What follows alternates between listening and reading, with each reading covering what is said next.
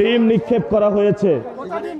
দুর্বৃত্তের গুলিতে নিহত ইনকিলাব মঞ্চের মুখপাত্র শরীফ ওসমান হাদির আসনে প্রার্থী হয়েছেন জাতীয় নাগরিক পার্টি এনসিপির মুখ্য সমন্বয়ক নাসিরউদ্দিন পাটোয়ারি। প্রতীক বরাদ্দের পর মাঠে সরব করছেন গণসংযোগ। গেল শুক্রবার ঢাকা ৮ আসন তার নির্বাচনী এলাকায় পথসভায় অংশ নেন। এই সময় সন্ধ্যায় রাজধানীর সিদ্ধেশ্বরী রোডে মৌচাক এলাকার একটি গলিতে নাসিরউদ্দিন পাটোয়ারির ওপর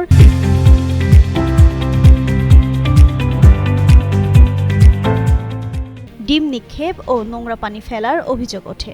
সামাজিক যোগাযোগ মাধ্যমে ছড়িয়ে পড়া এক ভিডিওতে দেখা গেছে নাসিরউদ্দিন বক্তৃতা দেওয়ার সময় ডিম নিক্ষেপ করার বিষয়টি উপস্থিত জনগণকে জানাচ্ছিলেন। এই সময় পাশের একটি ভবন থেকে নোংরা পানি ছোড়া হয়। এর প্রতিক্রিয়ায় নাসিরউদ্দিন তার প্রতিপক্ষকে উদ্দেশ্য করে বলেন, তারা এখন ভারসাম্যহীন কাজ করছে, আল্লাহ তাদের হেদায়েত দিন।